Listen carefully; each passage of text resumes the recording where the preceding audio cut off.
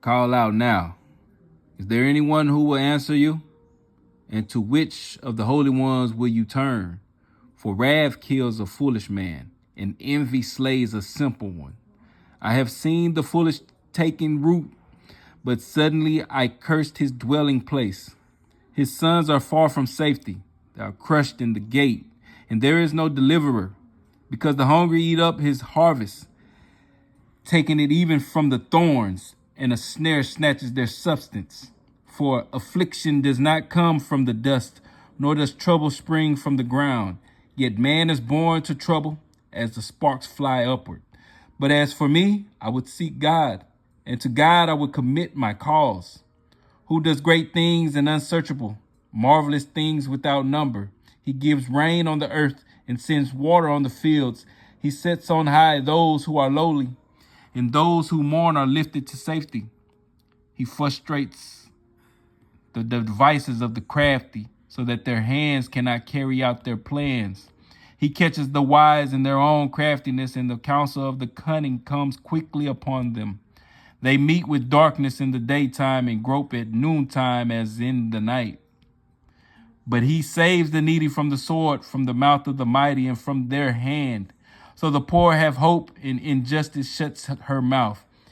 Behold, happy is the man whom God corrects. Therefore do not despise the chastening of the Almighty. For he bruises, but he binds up. He wounds, but his hands make whole. He shall deliver you in 6 troubles, yes, in 7. No evil shall touch you. In famine he shall redeem you from death, and in war from the power of the sword. He shall be hidden from the scourge of the tongue, and you shall not be afraid of destruction when it comes. You shall laugh at destruction and famine, and you shall not be afraid of the beast of the earth. For you shall have a covenant with the stones of the field, and the beasts of the field shall be at peace with you. You shall know that your tent is in peace. You shall visit your dwelling and find nothing amiss. You shall also know that your descendants shall be many, and your offspring like the grass of the earth. You shall come to the grave at a full age.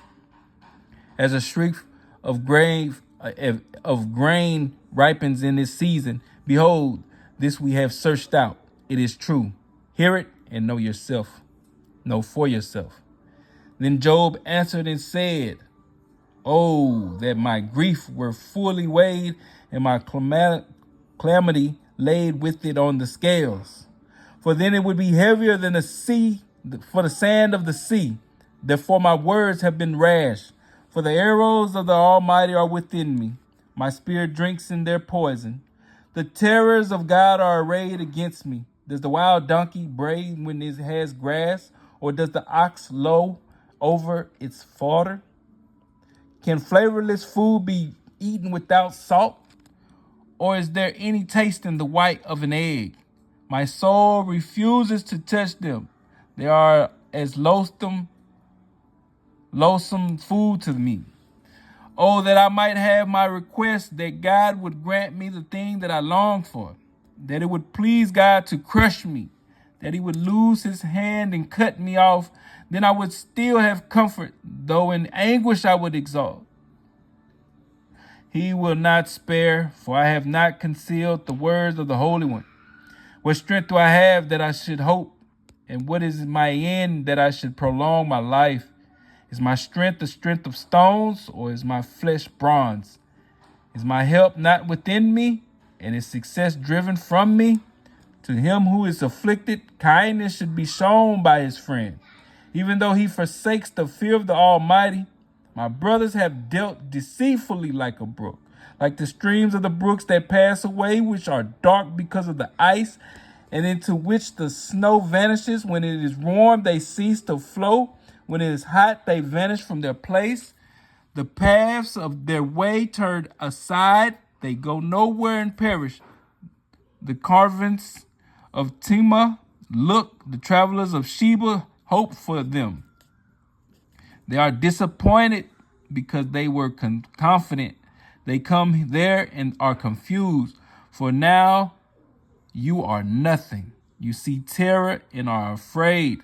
Did I ever say, bring something to me, or offer a bribe for me from your wealth, or deliver me from your enemy's hand, or redeem me from the hand of oppressors? Teach me, and I will hold my tongue. Cause me to understand wherein I have erred. How forceful are right words, but what does your arguing prove? Do you intend to rebuke my words in the speeches of a desperate one, which are as wind? Yes, you overwhelm the fatherless, and you undermine your friend. Now therefore be pleased to look at me, for I would never lie to your face. Yield now, let there be no injustice. Yes, concede my righteousness still stands.